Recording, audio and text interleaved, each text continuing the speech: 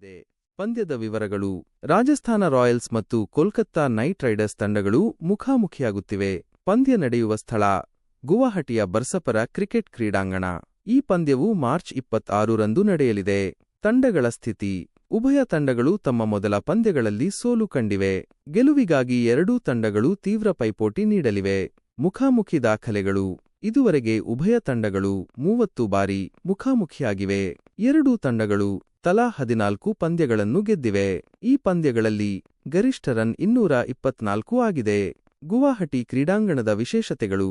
ಇಲ್ಲಿಯವರೆಗೆ 4 ಐಪಿಎಲ್ ಪಂದ್ಯಗಳು ನಡೆದಿವೆ. ಟಾಸ್ ಗೆದ್ದ ತಂಡ ಇಲ್ಲಿಯವರೆಗೆ ಒಂದೇ ಒಂದು ಪಂದ್ಯವನ್ನು ಗೆದ್ದಿಲ್ಲ. ಈ ಮೈದಾನವನ್ನು ಬ್ಯಾಟ್ಸ್ಮನ್ಗಳಿಗೆ ಸ್ವರ್ಗವೆಂದು ಪರಿಗಣಿಸಲಾಗಿದೆ. ಎರಡನೇ ಇನ್ನಿಂಗ್ಸ್ನಲ್ಲಿ ಇಬ್ಬನಿ ದೊಡ್ಡ ಪಾತ್ರ ವಹಿಸಬಹುದು. ತಂಡಗಳ ಬಲಾಬಲ. ರಾಜಸ್ಥಾನ ರಾಯಲ್ಸ್ ತಂಡದ ಬೌಲಿಂಗ್ ಮತ್ತು ಬ್ಯಾಟಿಂಗ್ ವಿಭಾಗದಲ್ಲಿ ಸುಧಾರಣೆ ಅಗತ್ಯವಿದೆ. ಕೋಲ್ಕತ್ತಾ ನೈಟ್ ರೈಡರ್ಸ್ ತಂಡದ ಬ್ಯಾಟಿಂಗ್ ವಿಭಾಗದಲ್ಲಿ ಸ್ಥಿರ ಪ್ರದರ್ಶನದ ಅಗತ್ಯವಿದೆ.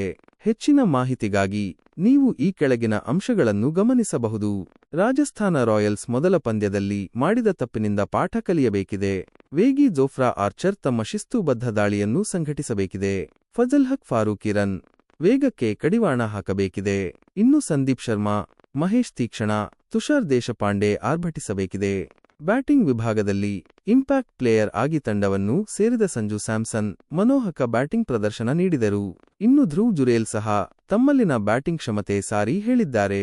ಆದರೆ ಉಳಿದ ಬ್ಯಾಟರ್ಗಳು ಮೊದಲ ಪಂದ್ಯದಲ್ಲಿ ಮಾಡಿದ ತಪ್ಪನ್ನು ಮೆಟ್ಟಿನಿಂತು ಬ್ಯಾಟ್ ಮಾಡಬೇಕಿದೆ. ನಾಯಕ ರಿಯಾನ್ ಪರಾಗ್ ತಮ್ಮ ಜವಾಬ್ದಾರಿಗೆ ಅನುಸಾರವಾಗಿ ಬ್ಯಾಟಿಂಗ್ ಮಾಡಬೇಕಿದೆ.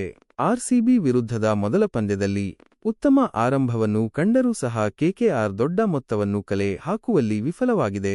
ಅಜಿಂಕ್ಯ ರಹಾನೆ ಹಾಗೂ ಸುನಿಲ್ ನರೈನ್ ಜವಾಬ್ದಾರಿಯುತ ಆಟವನ್ನು ಆಡಬೇಕಿದೆ.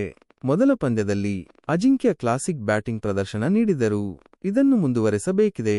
ಆಂಡ್ರೆ ರಸೆಲ್, ಕ್ವಿಂಟನ್ ಡಿಕಾಕ್ ತಮ್ಮ ಸಾಮರ್ಥ್ಯಕ್ಕೆ ತಕ್ಕನಾಗಿ ಆಡಬೇಕಿದೆ.